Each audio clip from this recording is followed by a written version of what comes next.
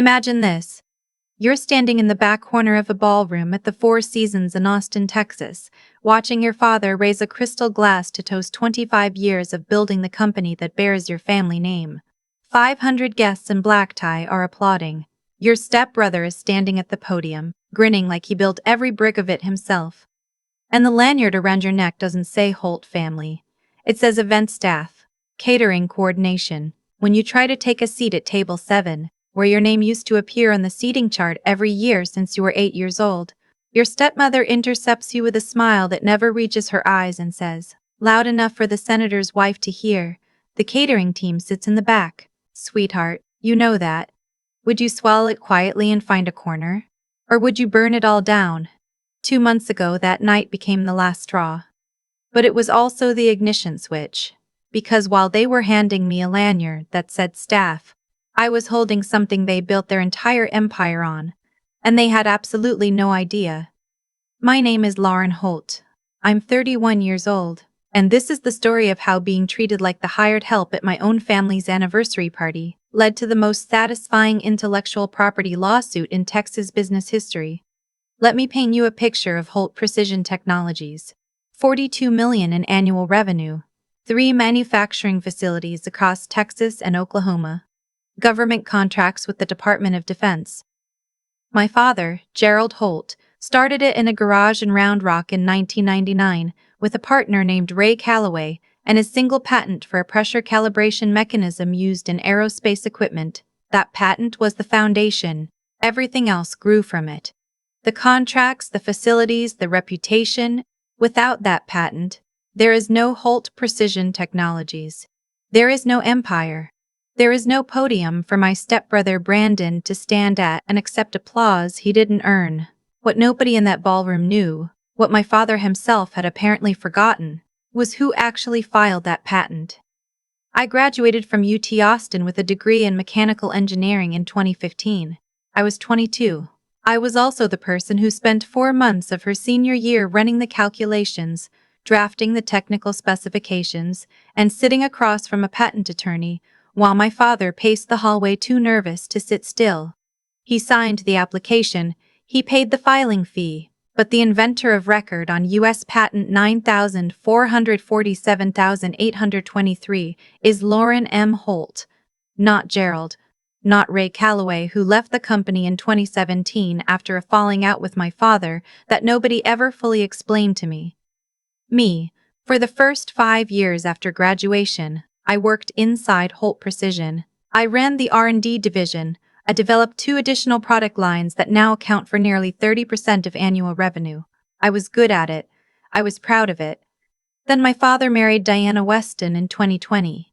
Diana had 2 children from her first marriage. A daughter away at college in New York who was polite enough to stay mostly absent, and Brandon, 28, an MBA from a school no one had heard of, a firm handshake, a loud laugh, and the strategic instincts of a golden retriever. Within 14 months of the wedding, Brandon had an office 3 doors down from my father's with a title that read, VP of Corporate Development. Within 24 months, I had been quietly shuffled from R&D director to a role that my new business cards described as strategic liaison, which in practice meant I attended meetings I hadn't been invited to lead and watched Brandon present my team's work as his own. The moment I understood what was happening came at a family dinner at my father's house in Westlake Hills.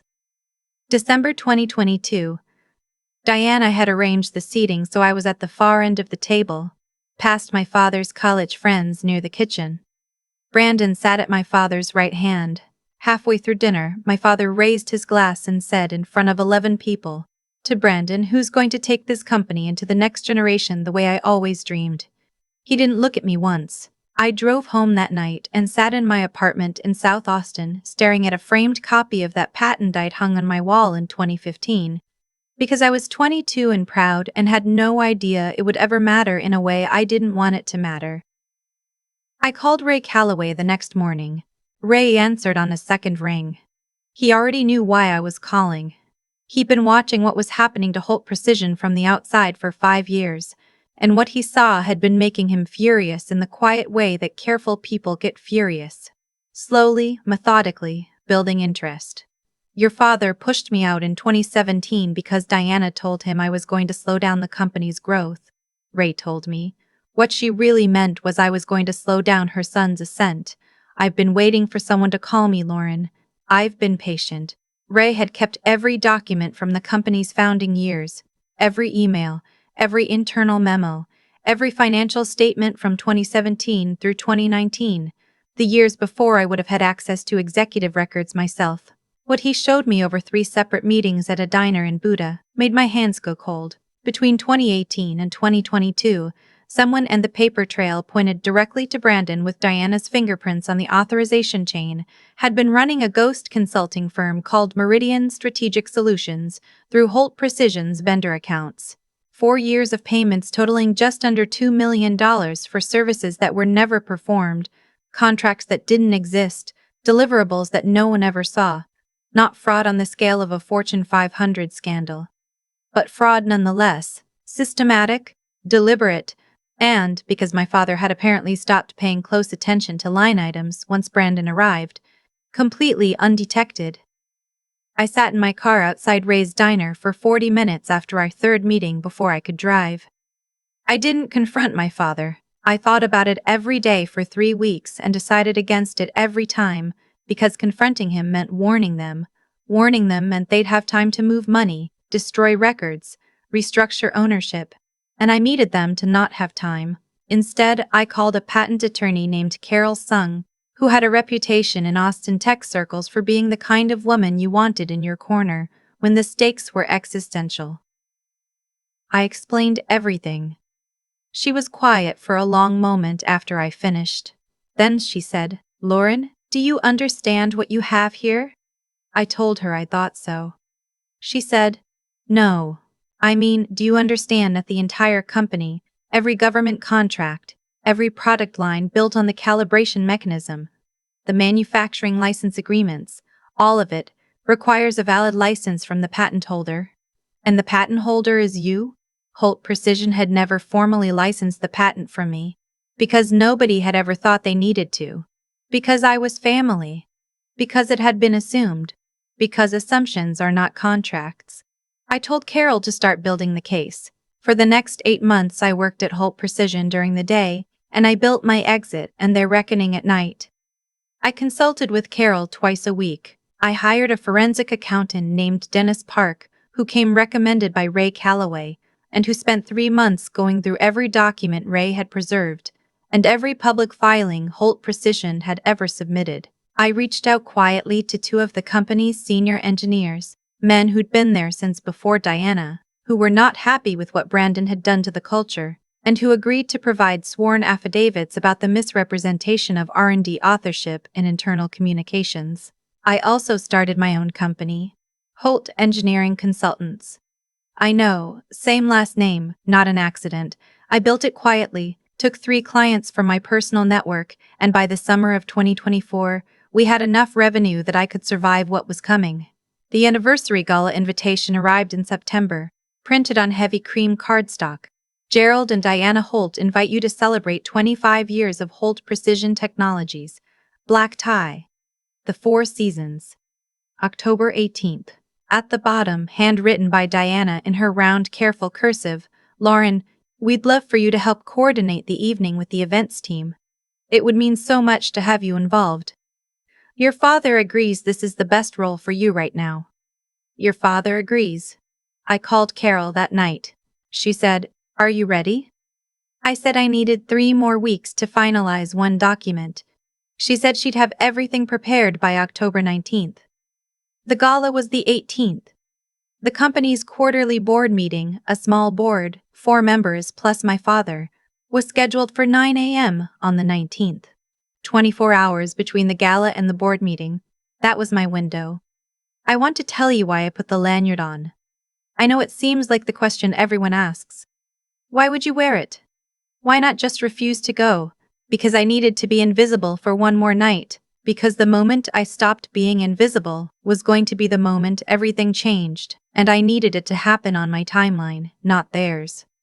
I put the lanyard on because I had won already, and I just hadn't let them know yet. Wearing it one more time cost me nothing that they hadn't already taken.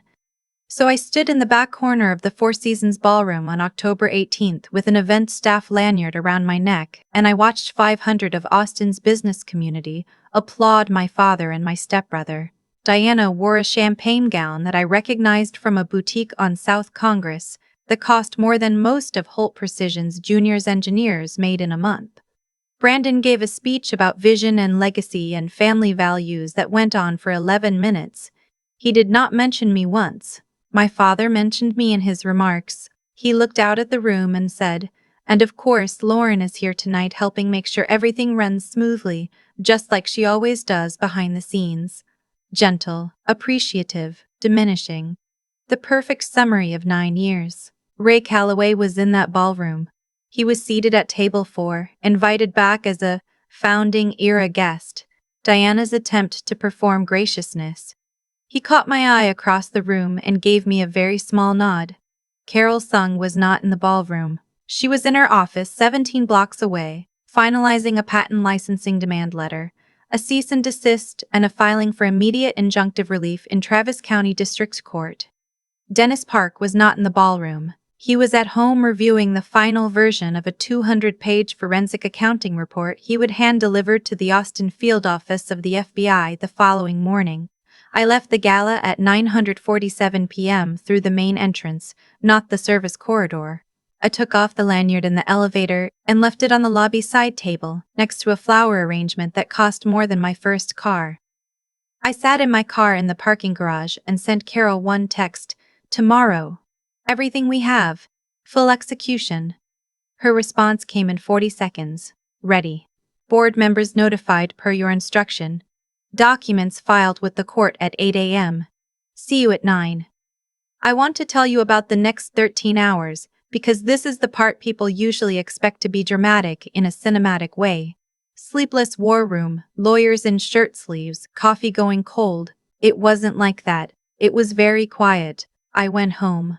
I made chamomile tea. I sat at my kitchen table and read through the patent document one more time, the one I'd helped write at 22 years old in a law office off 6th Street, while my father paced outside. Then I slept for 6 hours. I woke up at 5, showered, and put on a charcoal blazer and trousers I'd bought specifically for this day, not power dressing for performance, just something I felt like myself in. At 8:15 a.m., Carol texted, "Filed. Injunction granted. Production on all licensed products technically halted pending resolution." Judge Chen moved fast. "Your father's attorney has already called me twice." At 8:47 a.m., I parked in the Holt Precision visitor lot, not the employee lot I'd used for 9 years, and walked through the front entrance. The quarterly board meeting was held in the second-floor conference room. 4 board members, my father at the head of the table, Brandon to his right, the CFO in the corner with her laptop open. When I walked in with Carol and Dennis and Ray Calloway, the CFO's head came up first. Then Brandon. Then my father's face went through 4 expressions in about 3 seconds. Surprise, confusion, something that might have been relief, and then something that was definitely fear. "This is a closed meeting," Brandon said immediately, standing up. "You don't have Lauren Holt, patent holder of record for U.S. Patent 947823, the foundational technology underlying every licensed product and government contract in this company's portfolio." Carol set a document on the table with the particular gentleness of someone who knows they're holding a grenade. "As of 8 o'clock this morning, a cease and desist has been issued and an injunction has been filed in Travis County District Court. All production and licensing activity dependent on this patent is technically suspended pending a formal licensing agreement between the patent holder and Holt Precision Technologies, an agreement that has never existed." My father stood up slowly. "Lauren." His voice was careful. "We need to talk about this privately, Dad." I said it gently. I meant it gently. "Sit down." He sat down. Ray Calloway opened his briefcase. He placed a stack of documents in the center of the table. "I'd like the board to be aware," he said, "that I've been preserving records from Holt Precision's founding period and subsequent years that I believe the board has never reviewed."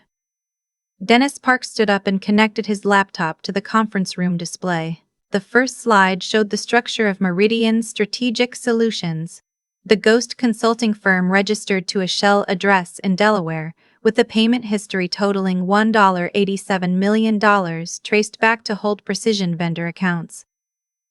The second slide showed the authorization chain, Brandon's signature, on 14 of the 19 vendor approvals. Diana's email, sent from her personal account, not the company server, which Dennis explained was itself a red flag, authorizing 3 of the largest transfers. Brandon's attorney arrived 17 minutes into the presentation, out of breath, having apparently been called from the parking lot. He was too late to stop anything. The board member who had been with Holt Precision the longest, a woman named Patricia Okafor who'd known my father for 20 years, asked to pause the presentation. She looked at my father for a long moment. "Gerald," she said, "did you know about any of this?" My father looked at the table. He said, "No. I believe him. I've thought about it many times since, and I still believe him. I don't think that makes it better. But I believe him." The meeting lasted 3 hours and 40 minutes. By the end of it, Brandon had been placed on immediate administrative leave pending investigation, authorized by Patricia and the 2 other outside board members over my father's abstention. A forensic audit firm had been engaged before lunch. Dennis Park's full report had been handed to the FBI that morning as promised, and an agent called Patricia's cell phone at 11:20 a.m. to confirm receipt and open a preliminary inquiry. The patent licensing agreement between Lauren M. Blorid, Holt and Holt Precision Technologies was the last document signed that morning.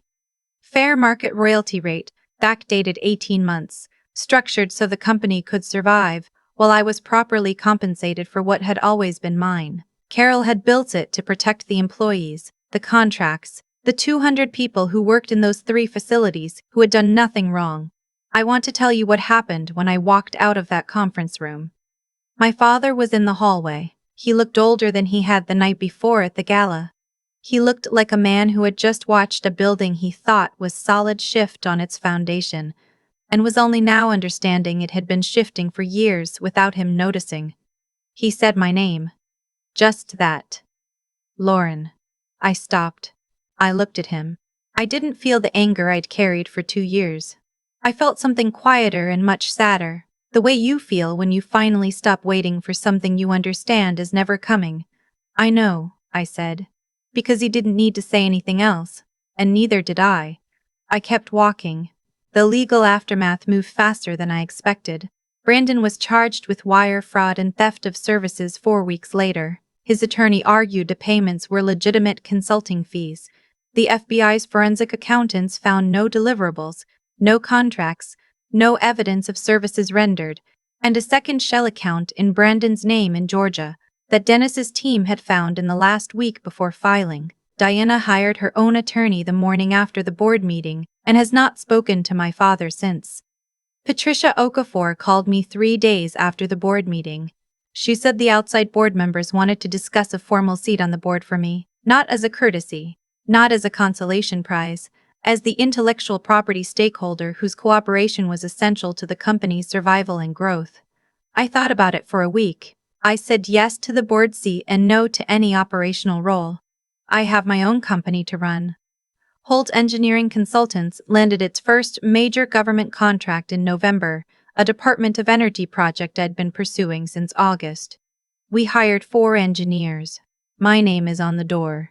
I established a scholarship fund, called the Callaway Holt Engineering Award, named for Ray, and for the patent that started everything, providing annual awards to first-generation engineering students at UT Austin. Ray insisted I name it partly after him for the irony. I agreed because the irony is perfect. My father and I have dinner once a month. It is not comfortable yet. I don't know if it will become comfortable, but we're both showing up, and that's something I didn't know how to do for a long time, so I'm choosing to count it. He does not ask me to forgive him. He asks me about my clients, my team, my projects. He listens to the answers now in a way I don't think he did before. Whether that's growth or guilt, I'm not sure it matters. The action is the same. I never went back to Holt Precision as an employee. I go as a board member 4 times a year, and I sit at the head of the table, because Patricia insisted on it and nobody argued. The first time I walked in and took that seat, I thought about the lanyard. I thought about standing in the back corner of a ballroom with my name on a strip of plastic that said event staff. I thought about how much they had counted on me accepting that version of myself. I kept the patent framed on my wall. It's still there. I look at it differently now. Not with the pride of a 22-year-old who accomplished something, but with the clarity of a 31-year-old who finally understood that what you build and what you're given credit for are two entirely different things, and only one of them actually matters. A mentor of mine said something once that I think about when I talk to women who are in the middle of what I was in. The quiet years, the patient years, the years when you are building something while someone else is taking the credit and setting the table without your name on it. She said that the people who underestimate you are doing you a favor they don't intend. Every time they dismiss you, they lower their guard. Every time they hand you a lanyard and point you to the back of the room, they confirm that they have no idea what you're actually holding. I was holding the patent that kept their lights on. I just hadn't decided to use it yet. Your patience is not weakness. Your silence is not acceptance. Sometimes the most powerful thing you can do is let them think they've already won, right up until the moment they understand they never had a chance. If you've ever been handed a lanyard when you deserved a seat at the table, I need you to hit subscribe right now and tell me in the comments, would you have waited 5 years to do what I did, or would you have moved faster? Because I go back and forth on that answer even now. And don't go anywhere, because I want to talk about the one thing I still haven't told you. What was in the letter my stepmother slid under my apartment door the morning after the board meeting? That's coming up next.